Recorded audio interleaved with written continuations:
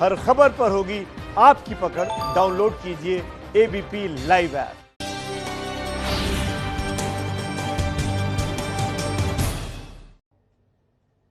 और आइए न्यूज़ग्राम में अब आपको खबरें विस्तार से दिखाते हैं। 1 अगस्त को बकरीद है।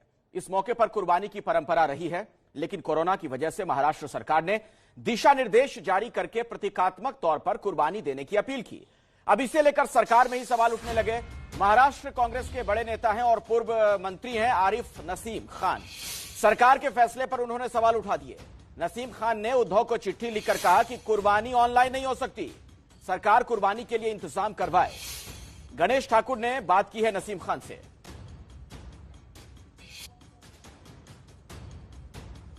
मेरे साथ आरिफ नसीम खान है, राज्य के पूर्व कैबिनेट मंत्री, कांग्रेस के बड़ा नेता, जिन्होंने मुख्यमंत्री को पत्र लिखकर कहा है कि ये सरकार का जो कहना है वो उन्हें मान्य नहीं। आप इस सरकार में शामिल हैं, आप सरकार में इससे पहले की सरकार में कैबिनेट मंत्री रह चुके हैं, कांग्रेस के बड़े नेता हैं। कोरोना की वजह से मुख्यमंत्री कह रहे हैं, लेकिन आप कह रहे हैं ये हम नहीं कर सकेंगे क्योंकि एक धार्मिक विषय है। इसके बारे में आपने एक पत्र भी लिखा है। क्या पत्र में लिखा है और क्या कोई जवाब आया? देखिए, जहां तक कोविड-19 का सवाल है, पिछले 4 महीने से सरकार जो निर्णय लेते आ रही है, सभी हिंदू, मुस्लिम, सिख, ईसाई सारे लोग मिलकर पूरी महाराष्ट्र की जनता सरकार को सपोर्ट, सहयोग करते आ रही है। जहां तक धार्मिक स्थल का सवाल है, कोविड पीरियड के अंदर धार्मिक स्थल बंद रहेंगे, लोग घरों में नमाज अदा करें, यहां तक ठीक है। लेकिन जो कुर्बानी देने का एक मसला है, कुर्बानी देने को लेकर जो सरकार की तरफ से एसओपी आई है, गाइडलाइंस आई है, उसमें ये कहा गया है कि आप ऑनलाइन बकरा खरीदें और सिंबॉलिक करें। इस्लाम में कोई भी चीज सिंबॉलिक करने की कहीं भी गुंजाइश नहीं है। कोई भी जो प्रथा है, जो इस्लामी तरीका है और मुसलमान जिसको फॉलो करते हैं, कोई भी इबादत सिंबॉलिक नहीं हो सकती, पहली बात। दूसरी बात, आप कहते हैं कि ऑनलाइन बकरा खरीदना चाहिए, तो ऑनलाइन बकरा कैसे खरीदा जाएगा? क्या सरकार ने कोई व्यवस्था की है? और बकरा जिस पे कुर्बानी दी जाती है, उस जानवर को लेने के पहले उसको देखा जाता है, जांचा जाता है, परखा जाता है और वो सेहतमंद होना चाहिए, बीमार नहीं होना चाहिए। ऐसे बकरे पे ही कुर्बानी हो सकती है। तो ये तमाम सारी चीजों को लेकर महाराष्ट्र के मुसलमानों में, मुस्लिम संगठनों में, धार्मिक गुरुओं में बहुत बड़े पैमाने पर नाराजगी है। मुझे पिछले 4-5 दिनों से पूरे महाराष्ट्र से, विदर्भ, मराठवाड़ा, कोकण, हर जिले से फोन आ रहे हैं कि ये सरकार क्या कर रही है। सरकार का जो ये फैसला और एसओपी जो आई है, कहीं ना कहीं उसमें कोई गलती है। सरकार या तो ये समझ नहीं पाई है इस त्योहार को, और या सरकार में बैठे हुए जो कुछ लोग हैं सरकार को समझा नहीं पाए हैं। सरकार तो कह रही है ना कि कोरोना का काल है, संकट की घड़ी है, अगर बकरा ढूंढने या उनकी कुर्बानी देने लोग आएंगे तो हो सकता है कोरोना का जो संक्रमण है वो फैले, और इसी वजह से तो इस बार जो बकरीद है वो इस तरह मनाए, ऐसा सरकार ने गुजारिश की और उसी तरह की एसओपी निकाले हैं। कोरोना से बचने के लिए और कोरोना किसी को ना हो, ये सभी चाहते हैं। जिसे मैंने पहले कहा कि पिछले 4-5 महीने से हर बात का, हर चीज का ध्यान रखने का काम महाराष्ट्र की जनता और मुंबई की जनता खासतौर पर करती रही है। जहां तक बकरा खरीदी करने का सवाल है, एक जगह पे पहले मंडी लगा करती थी देवनार में। हमने खुद कहा कि देवनार में मंडी आप मत लगवाइए। बॉम्बे में 24 म्युनिसिपल वार्ड हैं, हर म्युनिसिपल वार्ड के अंदर में 2-2, 3-3 म्युनिसिपल मार्केट हैं, वहां पे थोड़े-थोड़े आप रख दीजिए। आर्य मिल कॉलोनी जैसा इतना बड़ा इलाका है जहां पे सैकड़ों स्टेबल हैं, तबेले हैं, वो खाली पड़े हैं, वहां पे व्यवस्था की जा सकती है। तो सोशल डिस्टेंसिंग कायम रखते हुए ये व्यवस्था करने का काम सरकार ने निभाना चाहिए था। जैसे गणेश उत्सव के टाइम पे निर्णय लिया गया कि सोशल डिस्टेंसिंग कायम रखते हुए 20-25 लोगों के बीच में सार्वजनिक गणेश उत्सव मनाने का काम किया जाएगा, पिंडाल बनाने का काम किया जाएगा, तो उसी पीरियड में, उसी धरती पर इस पे को भी करना चाहिए था। मुझे लगता है कहीं ना कहीं सरकार को इसमें जो सूचनाएं लेनी चाहिए थी निर्णय करने के पहले, वो सही तरह से नहीं मिल पाई। इसी खबर पर ज्यादा जानकारी के लिए सीधे मैं आपको लिए चलता हूं गणेश ठाकुर के पास। हमारे सहयोगी हमारे साथ जुड़ चुके हैं। और गणेश, देखिए सवाल यही है, नसीम खान जो भी कहें, लेकिन ऐसा लग रहा है कि इसी बहाने वो राजनीति चमका रहे हैं अपनी। जी बिल्कुल अखिलेश, देखिए इसी के जरिए हम ये कह सकते हैं कि महाराष्ट्र में एक और विवाद, नाराजगी या महागठबंधन सरकार में कहीं ना कहीं फूट जो है वो नजर आती है, या उसको लेकर कहीं ना कहीं एक नया अध्याय शुरू हुआ है। इससे पहले कई बार ऐसी बात हुई कि कांग्रेस, राष्ट्रवादी के नेता हो या शिवसेना के नेता हो, उन्होंने ही अपने पार्टी के बारे में उन पार्टी या सरकार द्वारा लिए गए निर्णय को लेकर सवाल उठाए। अब ये धार्मिक रंग तो इसको चढ़ा ही है, लेकिन एक कांग्रेस के पूर्व कैबिनेट मंत्री जो ये कहते हैं कि सरकार से गलती हुई है, तो कहीं ना कहीं ये हम निश्चित रूप से कह सकते हैं कि इसी के जरिए सरकार पर निशाना साधा जा रहा है। भले ही एक धार्मिक त्योहार हो, उसको लेकर ही सरकार किस तरह गलती कर रही है, ये बताने के लिए आरिफ नसीम खान सामने आए हैं। और ऐसे में उद्धव ठाकरे के लिए चिंता की बात यह भी है कि सरकार के अंदर के लोग ही सवाल अब खड़े कर रहे हैं। बहुत बहुत शुक्रिया इस जानकारी के लिए गणेश आपका। और अब अगली खबर का हम रुख करेंगे, और खबर अब बाढ़ से जुड़ी हुई है। उत्तर भारत में बाढ़ का कहर लगातार जारी है। एबीपी न्यूज लगातार बाढ़ की रिपोर्टिंग कर रहा है, लेकिन आज दक्षिण भारत से एक ऐसी तस्वीर आई जो आपके रोंगटे खड़े कर देगी। रायचूर में अचानक मौत कुछ लोगों को लील ले गई तो कुछ को छूकर गुजर गई।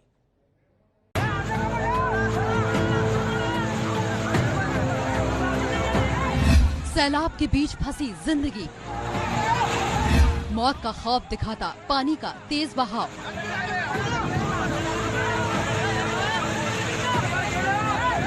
सैलाब के बीच जिंदगी बचाने की जिद्दोजहद की तस्वीरें कर्नाटक के रायचूर की हैं, जहां कुछ लोग गुलापल्ली झरने पर मौज मस्ती करने गए थे, लेकिन बारिश के बाद झरने में आया पानी इनके लिए काल बन गया।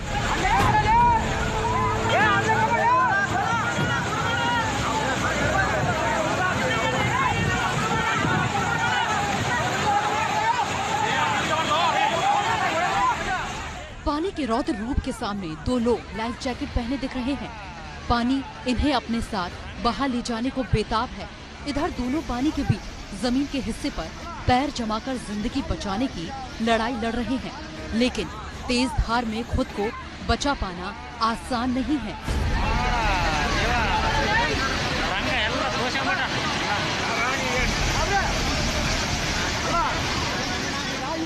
आगे की तरफ पांव टिकाकर बैठे शख्स के हाथ में एक लकड़ी दिख रही है। उस लकड़ी के एक सिरे से रस्सी बंधी हुई है। वीडियो में मौत का खौफ साफ नजर आ रहा है। सिर्फ पानी के बीच फंसे शख्स के चेहरे पर ही खौफ नहीं है, किनारे खड़े होकर लोग उनकी हालत देखकर परेशान हैं।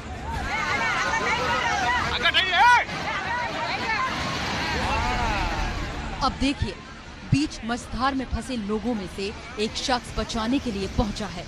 वो लकड़ी को एक जगह टिकाकर पीछे खड़े शख्स का हाथ पकड़ता है।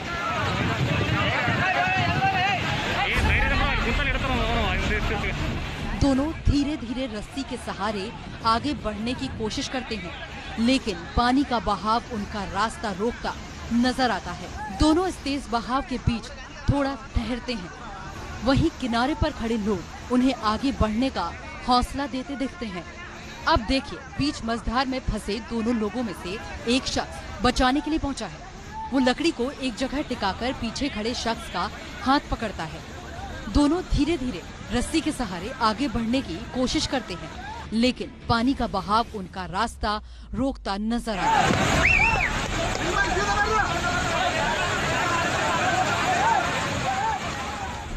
दोनों इस तेज बहाव के बीच थोड़ा ठहरते हैं। वहीं किनारे पर खड़े लोग उन्हें आगे बढ़ने का हौसला देते दिखते हैं। देखिए किस तरह ये पानी की धारा रस्सी के सहारे आगे बढ़ रहे दोनों लोगों को जगह से हिलाने की कोशिश कर रही है।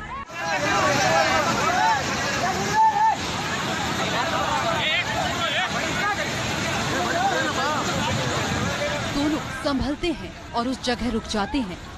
ये वीडियो भले ही धुंधला हो, लेकिन मौत के खौफ का एहसास साफ दिख रहा है। कुछ वक्त तक चली जिंदगी की ये जंग आखिरकार सफल हो जाती है और दोनों किनारे तक पहुंच जाते हैं। लेकिन अफसोस, इस हादसे में दोनों लोगों की जान तो बच गई, लेकिन दो लोग झरने के तेज बहाव में बह गए। और आइए अब आपको बिहार लिए चलते हैं। गोपालगंज में गंडक नदी पर देवापुर के पास आज सुबह बांध टूट गया। जब लोग गहरी नींद में थे, सुबह हुई तो हजारों लोग पानी में डूबे थे। एबीपी न्यूज संवाददाता पंकज झा भी उसी गांव पहुंचे। आप देखिए, जब अंधेरे में दबे पांव बाढ़ आती है तो क्या होता है।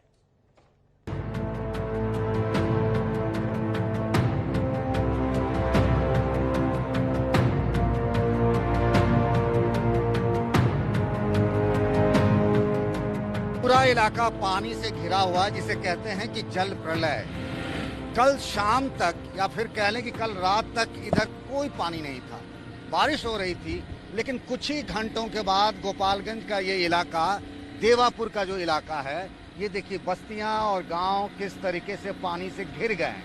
एनडीआरएफ की टीम पहुंची हुई है। लोगों को जो लोग घर में फंसे हुए हैं उनको निकाल करके सुरक्षित जगहों पर, जो ऊंची जगहों पर जा सकते हैं। ये देखिए कोई घर जो है वो सीढ़ियों तक डूबा हुआ है, कुछ आधा घर डूब गया है। ये जो कोठी टाइप की जगह देख रहे हैं, चीज देख रहे हैं, आमतौर पे गांव के लोग इसमें अनाज रखते हैं, कभी धान कभी गेहूं, इस तरह की, वो सब डूब चुका है। ये देखिए घर की हालत देखिए। कल तक इस घर में लोग रह रहे थे, मवेशी था, चारा काटने वाली मशीन भी साफ दिख रही है, लेकिन अब ये जैसे लगता है ना कि नदी का हिस्सा जैसा हो गया है। ये हालत है इस इलाके में। गंडक नदी उफान पर है और गंडक नदी गोपालगंज के इलाके में तबाही मचा रही है। नेपाल से पानी आया और फिर देखते ही देखते बिहार के इस हिस्से में, गोपालगंज में ये हालात हैं कि हर तरफ पानी और पानी, सिर्फ पानी है। सामने घर है, 2 मंजिली इमारत दिख रही है मुझे, और देखिए पूरे अंदर तक पानी ही पानी है ये। और घर से लोग निकल गए हैं, चोरी ना हो जाए, सुरक्षित रहे घर, इसके लिए ताला यहाँ पर लगा दिया गया है। इधर भी घर पे हैं कुछ लोग, अभी भी बिल्कुल जैसा लगता है नदी का हिस्सा जैसा हो गया है। इधर से पानी बह रही है। इस घर में भी ताला लगा हुआ है। लोग, ये दुकान था, गांव में लोग थे। दिक्कत कुछ नहीं है, सामान वामान है बाहर, ऐसे एक मर्द मानुस रहता है यहाँ पर। हाँ। जैसे रात भर जैसा होगा वैसा कल देखेंगे। अच्छा, तभी आप घर ही में रहे हैं? हमारा भाई है। अच्छा, कब पानी आ गया ये तो पानी सुबह आ गया है, सवेरे के टाइम में। हम लोग तो माल लेकर उधर चल गया। पहले से पता था पानी आ रहा है? हाँ, छड़की टूटा, छड़की टूट कर मेन बांध टूट गया। बांध टूटा है 9:30 बजे करीब में। आज अच्छा। नहीं, शाम को टूटा 9 बजे। वो छड़की टूट गया, उसके बाद वो फिर छड़की टूटने के बाद में 11:30 बजे बांध तोड़ दिया, तो पूरा पानी भर गया। इधर गांव के लोग चले गए? सब चले गए घर उधर। आप यहीं हैं? हम यहाँ पे हैं अपना घर पे। हम भी जाएंगे, अभी है, अभी जब तक हैं तब।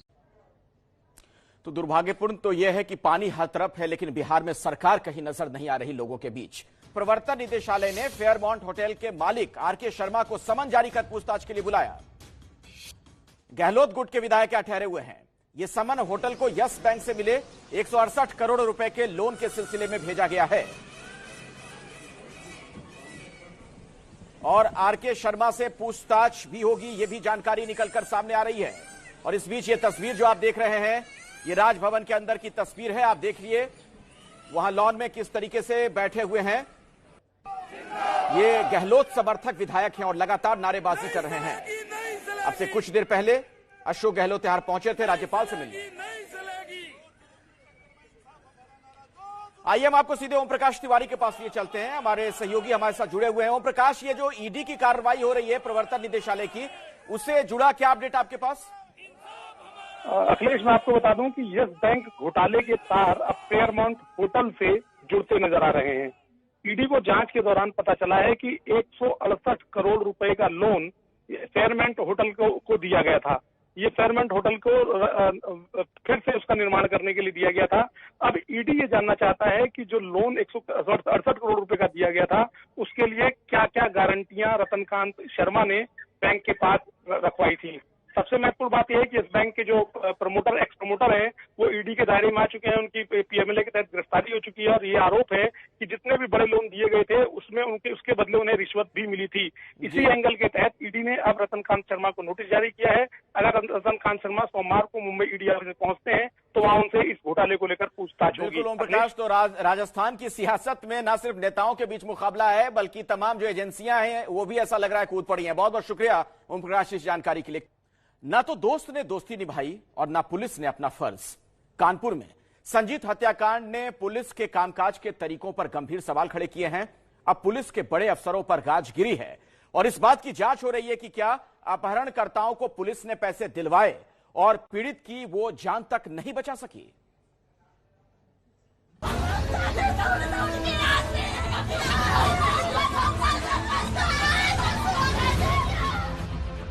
कानपुर के पांडु नदी में संजीत का शव खोज रही ये वही पुलिस है जिसके दामन पर संगीन दाग लगे हैं। अभी भी कुछ क्लियर नहीं बता रही है, पुलिस छुपा रही है, लेकिन हमें सब पता, मेरा भाई मेरे हाथ में नहीं है। वो अब भी मुँह चुरा रही है, मुँह दिखाएगी भी तो किस मुँह से। लैब टेक्नीशियन संजीत यादव की बहन रुचि का रो रो कर बुरा हाल है। रक्षाबंधन से पहले भाई का साथ हमेशा के लिए छूट गया। पुलिस क्या करती रही? खंडरा भर कॉल आती रही, क्यों नहीं ट्रेस किया? क्या सोती रही? प्रशासन सोता रहा। ये कंट्रोल सेंटर क्या कर रहे थे? 4 दिन हुए थे तब मैं गई थी कहीं। अपराधियों से संजीत को बचाने के लिए परिवार लगातार गुहार लगा रहा था, लेकिन जब पुलिस ने केस सुलझाने का दावा किया तो पता चला कि दोस्तों ने ही संजीव का अपहरण करके हत्या की, फिर फिरौती की रकम ली। 22 जून को संजीव का अपहरण हुआ और 23 जून को मामला दर्ज। 26 जून को संजीव ने भागने की कोशिश की। 27 जून को अपराधियों ने संजीव की हत्या कर दी। 29 जून को पहली बार फिरौती के लिए कॉल गई। पुलिस ने अपहरण के 1 महीने बाद 5 आरोपियों को पकड़ा तो हैरान करने वाला खुलासा हुआ। परिवार का दावा है कि पुलिस के कहने पर उन्होंने फिरौती की रकम दे दी, लेकिन उनका बच्चा वापस नहीं लौटा। मैडम ने कहा वो बैग हमारा रहेगा, पैसे आपके रहेंगे। हमने कहा ठीक है। पुलिस से शिकायत है, पैसे भी मेरे दिलवा दिए और मेरे भाई को भी नहीं मिलाया। पुलिस ये कह रही थी कि पैसे तो हम हासिल कर लेंगे, पहले आपका बच्चा मिल जाए। हमने मैडम से कहा था मैडम वहाँ की लोकेशन मिल जाएगी, चिप लगवा दीजिए, मेरी किसी ने नहीं सुनी। संजीव की बहन ने जिस आईपीएस अधिकारी अपर्णा गुप्ता पर संगीन आरोप लगाए हैं, पुलिस अब बोल रही है कि हम तो जांच करेंगे। अभी तक की हमारी विवेचना के अनुसार कोई पैसा नहीं दिया गया है। तो हाईवे से फेंका गया है, जब तक हम लोग घूम के नीचे जाएंगे उसमें 1.5-2 किलोमीटर का रास्ता है। परिवार का सीधा आरोप है कि आरोपियों के बारे में बताने के बावजूद पूछताछ नहीं हुई। एएसपी अपर्णा गुप्ता को अपराधियों को पैसे देने की बात बताई, लेकिन उन्होंने दबाव डालकर बयान ले लिया कि बैग में पैसे खाली थे। परिवार के दावे पर मुहर लगाती आईपीएस अधिकारी अपर्णा गुप्ता का ये कबूलनामा सुनिए। जब बैग फेंका गया तो पुलिस को तो गई होगी। अरे वो हाईवे से फेंका गया है, जब तक हम लोग घूम के नीचे जाएंगे उसमें 1.5-2 किलोमीटर का रास्ता है, जहाँ से आप घूम के जाओगे नीचे और तब जाके आप देखोगे वो नीचे कोई खड़ा होगा, वो लेके अपना चंपत हो गया। यानी अपराधियों को पैसे देने की बात पुलिस भी मान रही है। एबीपी न्यूज को फिरौती देते वक्त अपराधियों से हुई बातचीत का एक ऑडियो भी मिला, जिसमें बैग फेंके जाने की बात कही जा रही है। बैग कस के बैग फेंको उधर नीचे की तरफ। किधर लाइन के ऊपर फेंके जाए? नीचे। अच्छा नीचे फेंके। हाँ, कस के फेंको कि नीचे आ जाए एकदम। अब सवालों के घेरे में पुलिस है। फिलहाल योगी सरकार ने एएसपी अपर्णा गुप्ता समेत 4 अफसरों को सस्पेंड कर फिरौती की रकम देने के मामले की जांच शुरू करवा दी है। लेकिन सवाल ये है कि पुलिस के काम करने का ये कौन सा तरीका है जिसमें फिरौती की रकम भी दिलवा दी जाए और अपराधी भी न पकड़े जाए। और इसी खबर पर अधिक जानकारी के साथ कानपुर से हमारे साथ संजय त्रिपाठी हमारे सहयोगी जुड़ चुके हैं। सीधे मैं उन्हीं के पास आपको लिए चलता हूं। और संजय, देखिए सवाल यही है कि पुलिस ने कार्रवाई तो नहीं की, पुलिस पर यह आरोप है। आरोप ये भी लग रहे हैं कि फिरौती की जो रकम पहुंची किडनैपर्स तक, उसमें भी पुलिस की संदिग्ध भूमिका। बिल्कुल अखिलेश, पूरा फिल्मी ड्रामा चलता रहा। पुलिस को जिस तरह एक्शन लेना चाहिए वैसा कुछ भी नहीं किया गया। बेहद अनप्रोफेशनल रवैया पूरे इस घटनाक्रम में पुलिस का रहा है। और मैं आपको बताऊं कि 22 जुलाई की देर रात जब संजीत यादव का किडनैपिंग होती है, उस वक्त वो अपने घर लौट रहा होता अस्पताल से, और 29 जुलाई को पहला फोन आता है। उसके बाद 26 फोन आते हैं एक के बाद एक, जो हमें उनके परिवार वालों ने बताया कि एक ही नंबर से लगातार 26 फोन आते हैं। ऐसे में हैरानी की बात है कि पुलिस को ट्रेस करना चाहिए कि ये नंबर कहाँ एक्टिव है, इसकी लोकेशन क्या है, किस टावर आईडी से इसको सिग्नल मिल रहा है। तो इस तरह के किसी पहलू पर काम नहीं किया गया। काम किया गया तो फिल्मी तरीके से जो 30 लाख रुपए दिला करके और फिर अपराधियों को पकड़ने का जो नौटंकी करनी थी वो पुलिस ने की। और मैं आपको सबसे पहले वो जगह दिखाता हूँ अखिलेश, ये जो ठीक आप पीछे मेरे पुल देख रहे हैं, यही 13 जुलाई को तय हुआ था जब बदमाशों ने फोन किया कि 13 जुलाई को आप 30 लाख रुपए की रकम से भरा हुआ बैग देंगे, दोपहर में अचलगंज उन्नाव में उनको बुलाया गया और उसके बाद 8 घंटे तक उनको इधर उधर घुमाते रहे बदमाश और आखिर में रात लगभग 8:30 बजे के आसपास इस पुल पर खड़ा किया गया और कहा गया कि बैग को ऊपर से नीचे क्रॉसिंग पर फेंक दो। आप नीचे देख सकते हैं कि रेलवे पटरी है। पुलिस ने उस बैग में किसी तरह की कोई जीपीएस टेक्नोलॉजी नहीं लगाई थी, एक साधारण सा मोबाइल फोन रख दिया था और इतनी ऊंचाई से गिरने के बाद मोबाइल फोन और उत्तर टूट प्रदेश जाता पुलिस है, की जिसकी पूरी वजह से कार्यप्रणाली सवालों के घेरे में। बहुत बहुत शुक्रिया इस जानकारी के लिए संजय आपका।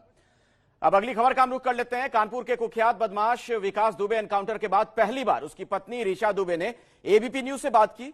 ऋचा का दावा है कि उसने विकास दुबे को रोकने की कोशिश की, लेकिन वो अपराध के रास्ते पर बढ़ता चला गया।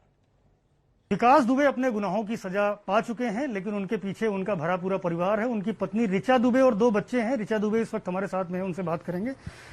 सबसे पहला सवाल मैं आपसे ये पूछूंगा, विकास से कैसे परिचय हुआ था, आप कब से जानती थी? विकास मेरे बड़े भाई के दोस्त थे, राजू नाम है मेरा भाई का, एमपी में रहते हैं वो, और ऐसे ही घर में उनका आना जाना हुआ, वो फ्रेंडशिप थी और घर में घुल मिल गए। उनकी फैमिली भी आती थी, हम लोग की भी फैमिली आया जाया करती थी।